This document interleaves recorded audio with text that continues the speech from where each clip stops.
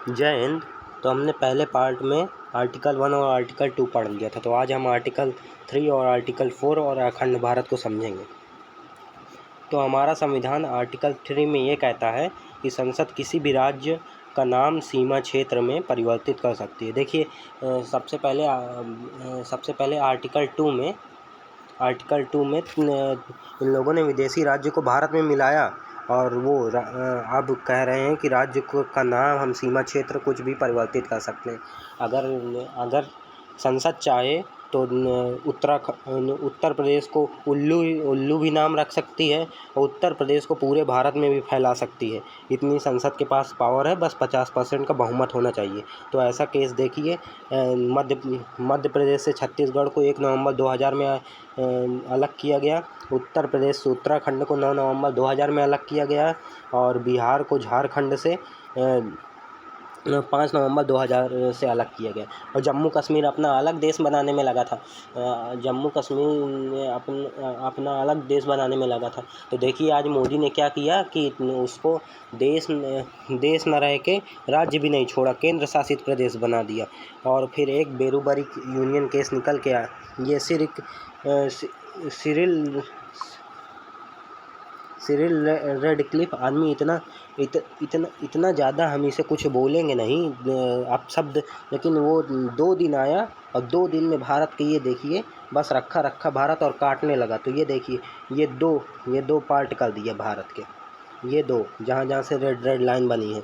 तो इधर तरफ पाकिस्तान किया और इधर तरफ बर्मा बनाया। तो ये पश्चिमी पाकिस्तान हो गया और ये और ये पूर्वी पाकिस्तान हो गया।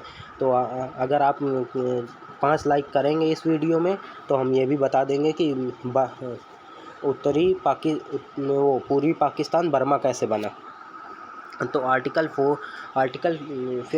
4 में ये कहा गया कि 2-3 के संशोधन को अनुच्छेद 368 के बाहर रखा गया है। तो अनुच्छेद 368 के बाहर जिस भी अनुच्छेद को रखा जाएगा उसमें राष्ट्रपति का अधिकार नहीं रहेगा और वो संसद के अधिकार में रहेगा। और कुछ भी संशोधन होगा उसमें तो राष्ट्रपति उसके लिए बाध्य रहेगा। देखिए, तो पूरे संसद में 543 सदस्य होते हैं। तो 50% किसी भी चीज़ को पारित कराने के लिए 50% बहुमत सिर्फ चाहिए होता है। 200 कुछ इसी तरह चाहिए होगा, आप अपना निकाल लीजिएगा। और जैसे कल हमने बताया था आपको पहले पार्ट 1 में कि राज्यों के बारे में जो बताया गया है वो अनुसूची 1 में बताया गया है। और अगर राज्य के नाम क्षेत्र बदलेंगे तो अनुसूची 1 में भी आपको सुधार करना पड़ेगा। और 4 में संसद के बारे में बताया गया और संसद में कुछ भी होगा तो अनुसूची 4 में भी प्रभावित होगा, तो आपको उसको भी सुधारना पड़ेगा। तो आप किसी भी चीज़ के लिए प्रभावित नहीं होंगे। तो यहाँ से हमारा पार्ट 1 ख़त्म हो जाता है, जिसमें हमारे 1 से 4 आर्टिकल आते हैं। तो हम इसको रिवाइज़ कर लेते हैं। आर्टिकल 1 में ये कहा गया कि भारत राज्यों का संघ है। आर्टिकल 2 में ये कहा गया हम कोई भी विदेशी राज्य को भारत से मिला सकते हैं। हम विदेशी राज्य को भारत से मिला सकते हैं। और तीसरे आर्टिकल में ये कहा गया किसी भी राज्य का नाम परिवर्तित कर सकते हैं या सीमा या क्षेत्र कुछ भी परिवर्तित कर सकते हैं। देखिए, कितना ही हमारे जो संविधान बनाए थे कितने ही चालाक थे।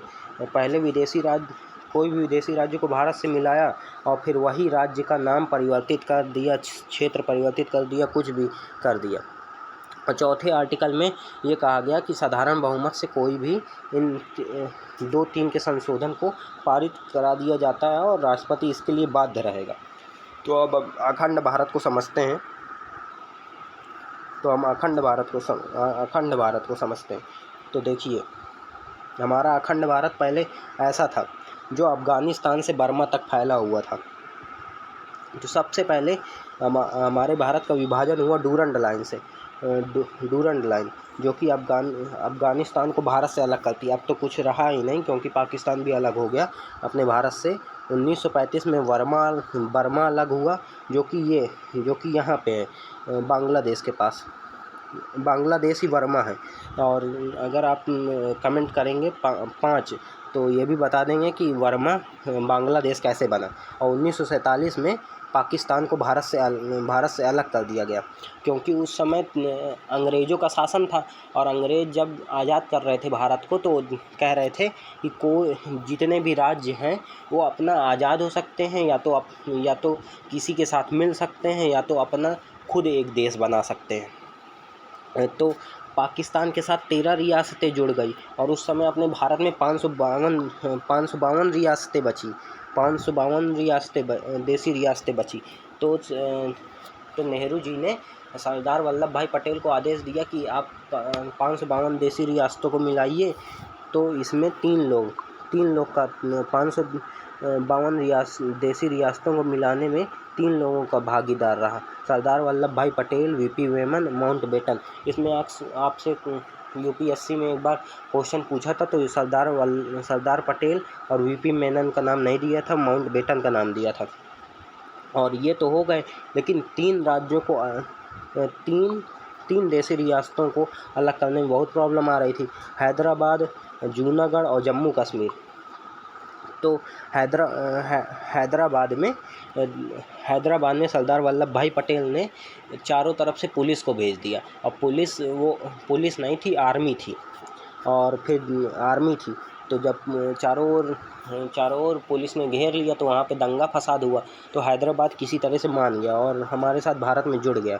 और जूनागढ़ में जो हिंदू लोग ज़्यादा थे, लेकिन उसका जो राजा था वो मुसलमान था, तो वो कह रहा था पाकिस्तान से मिलना है। तो सरदार वल्लभ भाई पटेल ने वहाँ पे जनमत संग्रह कराया। तो वहाँ पे हिंदू लोग क्योंकि ज़्यादा थे, तो उसने कहा कि भारत के साथ ही मिलना है। और जम्मू कश्मीर में मुसलमान ज़्यादा थे, और लेकिन उसका राजा हिंदू था। तो राजा हिंदू था जिसका नाम हरि सिंह था। वो तो अपना अलग ही में था कि हम अलग देश बनाएंगे। तो उसी समय पाकिस्तान ने उधर तरफ से लद्दाख की तरफ आतंकवादी घुसेड़ दिए। अब फिर हरि सिंह ने सोचा कि अगर हम तो देश बनाने की बात कर रहे हैं, हमारा परिवार भी नहीं बचेगा अगर इस तरह होगा। तो दौड़े गए नेहरू जी के पास और कहे हमें बचा लीजिए। तो नेहरू जी ने सरदार वल्लभ भाई पटेल को आदेश दिया कि यहाँ जाओ बचाओ। तो सरदार वल्लभ भाई पटेल ने कहा हम नहीं बचाएंगे, जाओ, क्यों अभी तक तो देश बना ले। तो उन्होंने कहा, सरदार वल्लभ भाई पटेल ने कहा कि एक विलय पत्र निकालिए कि आप हमारे साथ संधि बना के रखेंगे। तो हरि सिंह को देना पड़ा 26 अक्टूबर 1947 में। अब हमारे भारत में ये सब तो ठीक हो गया। 1950 में संविधान लागू हो गया, तो उसके बाद बहुत सारी दिक्कतें आई कि ये ब्रिटिश प्रोविंस थे, जो कि जहाँ पे ब्रिटिश लोग का शासन था, उसे ब्रिटिश प्रोविंस कहा गया। तो 9 थे। प्रिंसरी जहाँ पे देसी रियासतें थी, उन्हें प्रिंसरी कहा गया। कमीशन जहाँ पे बड़े बड़े शहर थे और जिसमें सिर्फ ब्रिटिश अधिकार जमाना चाहते थे, उसे कमीशन कहा गया। और यूटी, आपको यूनियन टेरिटरी तो पता ही है। यूनियन टेरिटरी तो पता ही है। अब प्रिंसली स्टेट से भारत को दिक्कत आ रही थी, तो इन्होंने कहा क्या किया जाए, अब सबको कैसे जोड़ा जाए। तो सबने कहा भाषा के आधार पर राज्यों को जोड़ा जाए। तो इसके लिए एसके धर आयोग बना, जिसने बहुत ही इसका विरोध किया 1948 में। और उसके बाद ही तुरंत समिति बनी, जेवीपी समिति, जवाहरलाल नेहरू, वल्लभ भाई पटेल, पट्टाई सिया रामन समिति बनी 1948 में। उसने भी भारतीय भाषाई राज्यों का विरोध किया। और इसी समय एक हल्ला हो गया पेट्टू श्री रामलू, क्योंकि ये मद्रास का था और इसे तेलुगु आती थी, और नीचे मलयालम का था। तो ये कह रहा है कि हम यहाँ पे नहीं रहेंगे, हमें आंध्र प्रदेश अलग कीजिए। तो ये इसे हल्के में लिया, लेकिन ये हल्के में था नहीं। तो ये अपने भूख हड़ताल में बैठ गया और 56 दिन बैठा रहा और उसकी मृत्यु हो गई 1952 में। तो इससे आंध्र प्रदेश मद्रास में बहुत ही हड़कंप मच गया। नेहरू जी के खिलाफ बहुत ही विरोध होने लगा।